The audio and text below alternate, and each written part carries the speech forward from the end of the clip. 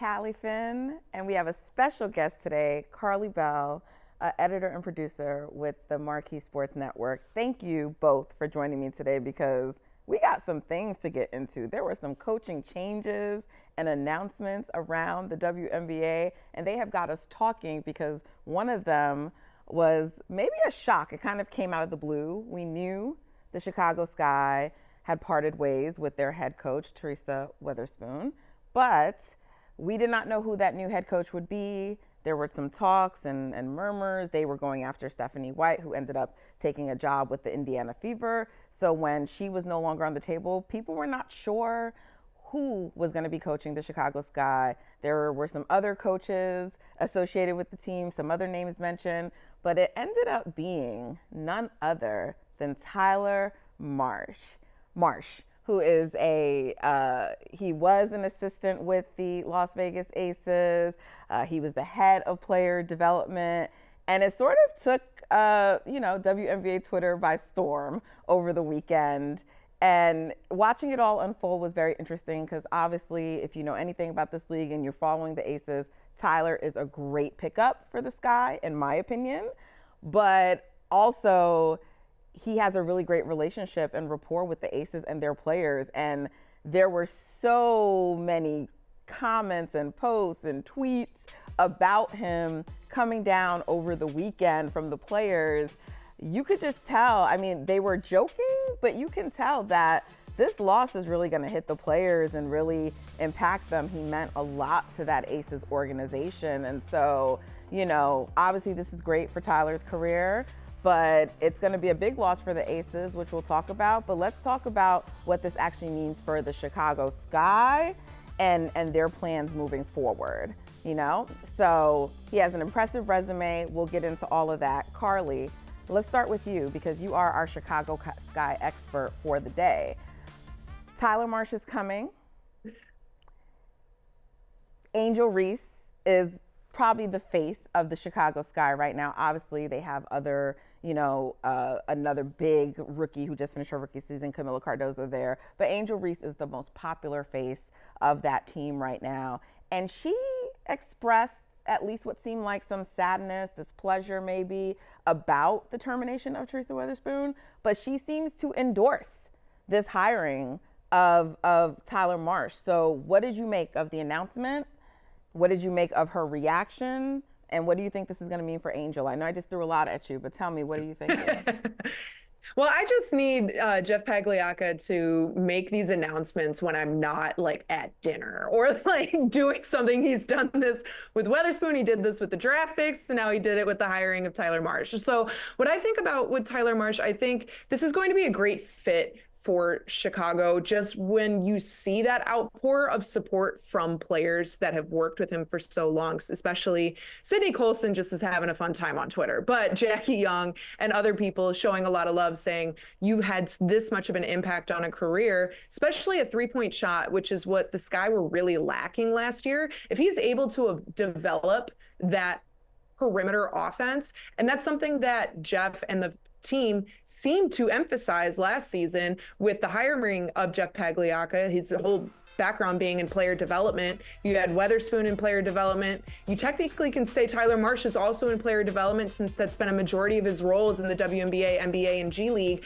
So I think what's more impactful and what is more of a wait and see is who Marsh is going to add to that coaching staff, who he's going to have in the trenches with him. Becky called him somebody that he wanted in the foxhole. He now needs to find that person for him. And what that coaching staff is going to look like, I have a feeling will actually give a better insight into how he wants the Sky to look. We saw that tweet resurfacing of him saying that the Sky were in good hands. They have this great mentality, great fight. And I think he kind of wants to still tap into that a little bit and bring that out, because what Weatherspoon was doing in Chicago, just straight X's and O's, was so old school Chicago style basketball, just flying up and down the floor when they were able to get the defensive stops. And if he's able to still bring that defensive mentality while developing a perimeter offense, I think the Sky could be interesting to see next year. Obviously, I'm hyper projecting, but because it all depends on draft picks, all depends on free agencies. But I also think not only will this hire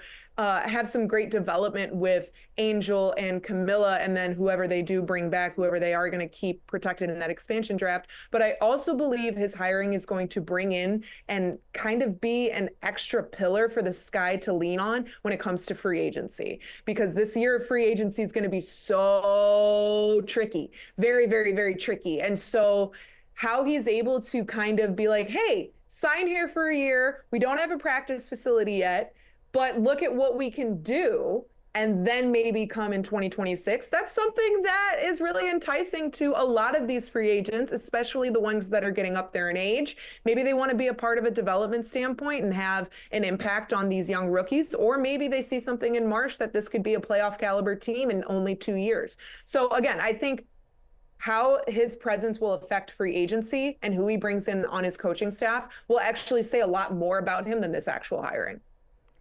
Callie, I'm curious because, since the announcement, we've also heard Tyler was interviewing with other teams. Were you expecting the Aces to lose Tyler this season? And just what does that mean for this organization? Yeah, I mean, I knew that there was a possibility, and so did Natalie Williams, the general manager, before she parted ways before the organization failed to renew her contract. Like, she knew that it was a possibility. And 3 weeks ago, I went to the practice facility to do kind of like exit interviews with Tyler and Natalie Williams. And he did mention that he did have aspirations to become a head coach, but he was planted and rooted in Las Vegas and he planned on being an ace. Then I went and talked to Natalie Williams, and she like emphasized to me how important it would be to her to keep him. And now 3 weeks later, neither of them are part of the organization. But it's so funny because Tyler's actually still here in Las Vegas. Yesterday, the Aces hosted an event for their season ticket holders, which is something they do regularly. Don Staley is in town. South Carolina's season opener is going to be here today, actually. And so they did like a courtside chat.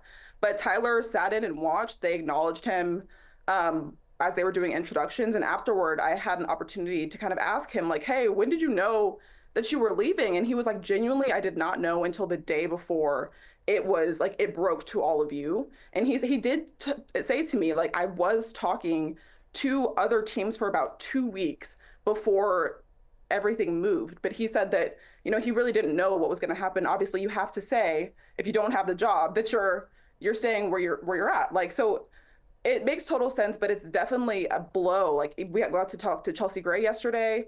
She said that she has no idea what the next few weeks or months even are going to look like, because Tyler is always so integral to the offseason. He's like the architect of the offseason for these players. Like, he's putting them through the workouts and things like that. And she's like, we're still trying to figure that out. She joked that what you're seeing on Twitter is exactly what's happening in the group chat. So lots of uncertainty surrounding the Aces. Yeah, when I hear that, and I don't know, Karli, when you hear that, what do you think that means, like, in terms of Angel Reese specifically? Because, I mean, one of the things that struck me about this announcement when it happened was the overwhelming amount of support, right? And just positive commentary around it. So obviously the Aces players were distraught about losing him, but they all just had so many positive things to say. You see the outpouring on Twitter, but you look at Angel Reese, her tweet up there in the corner, W. The news gets announced and she just posts a simple tweet, W. And I think that stamp of approval from Angel Reese is really important because, again, I mentioned she seemed really crushed about Teresa Weatherspoon leaving the organization. And so for her to have that immediate response and to kind of carry on with the banter with some of the Aces players over the day, showing excitement about having Tyler. And there's been so much talk around Tyler and what he does for developing players. What do you think this is going to mean for a player like Angel Reese? I think Angel Reese got a really good boot camp with the WNBA under Weatherspoon, kind of got an understanding of what the W is. Like, it just is. It's a very different league than the NBA. It's very different than even the college level. And just kind of getting an understanding of, okay, I was in this space as a college champion. Now I'm entering into a new space. And I think it was a good boot camp for her. And then hearing everything that he was kind of the archetype of the off-season workouts. That's kind of interesting because there's going to be multiple players that are going to be practicing together with this guy, Angel Reese being one of them. It'll be Angel, Rachel Bannum, Mariah Jefferson, and also Elizabeth Williams that will be practicing together in the offseason. If Marsh wanted to get involved in that early, I think then you can start setting up some really great post step that could be there. But to get back to Angel specifically, I think the one thing that Marsh did with Asia that he can do with Angel is develop that extended shot range, that expanded shot range, because everyone wanted to harp on her efficiency, and it wasn't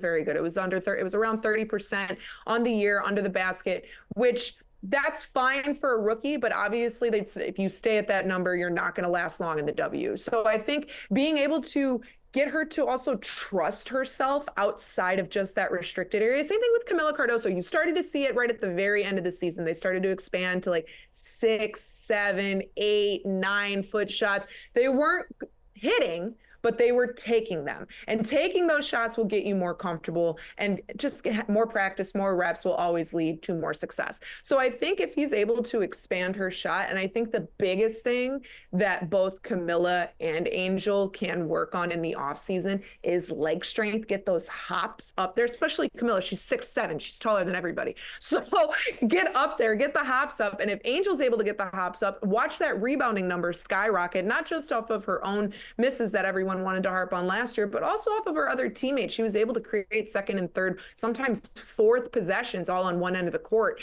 If she's able to get the hops up and expand the shooting range, that double-double that we started to see, that average around June and July, is something that I think she will be able to maintain for the entire season. And that's just going to set up what could be continuously looked at as a very consistent all-star level career, possibly being looked at into some other future conversations. That's me hyper speculating 5-6 years down the road. But I do think if you give her the right person to develop, and the person who developed Asia Wilson, I believe might be the right person to develop Angel Reese, just a thought. So like, if you have that opportunity there, why not run with it and see what happens? And they preach player development. So this is kind of the testing ground. And this will also be, and I think a lot of people don't know how long of a leash Marsh is going to be on. I mean, I don't think anyone expected Weatherspoon to be let go after a year. So is Marsh only going to have a year to develop, or is he going to have 2 years? So I think that's something that some people need to understand is, yes, results matter. Obviously, winning is important, and that's what's going to determine everything on whether or not you have a job. But if he's able to at least show development from May to the All-Star break, I think he's in a position where he'll be let on a longer leash and you could see him return. But I think a lot of people saw that in Weatherspoon, and that didn't happen. So, you never really know with this franchise anymore, man. You just kind of sit here and you're like, I got the popcorn on standby. What's the news that's going to drop today? So it's one of those things that we'll see what happens. But I do think with his development with Angel, if, again, surrounding himself with the right people and also helping her develop, will do amazing things for Angel's game and for the Chicago Sky. Callie, you mentioned that event yesterday, and there was a video floating on social where like Dawn Staley made like a funny comment about Camila Cardoso and Tyler going there and like developing her. So you got to watch him up close and personal. Can you speak to what it is about him that gives him this ability to develop such great rapport with the players that he works with, and how that's probably going to help or could help Camila and Angel? I think part of it, and this might sound a little bit weird, is like his vulnerability with these players and his generosity with his time. Like, there were so many practices where obviously it's my job to be one of the first people there for media availability, and then one of the last people there, like stay until they kick you out type thing.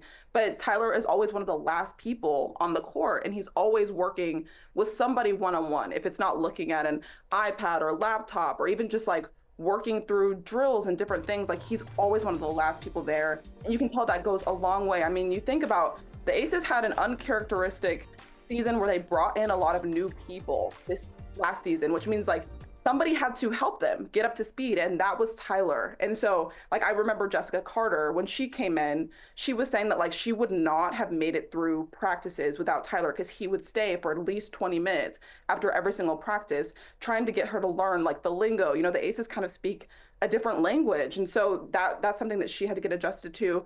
And it's not just her. Obviously, we talk so much about his impact on Jackie Young, but also like Dearica Hamby when she was a part of the team. Like those players love him because he gives them this confidence. You've heard Jackie Young say that before. Like it wasn't that she couldn't shoot threes. I mean, that's definitely part of it. She had to develop the shot, but it was more like she didn't even think to shoot them. She didn't have the confidence to do it.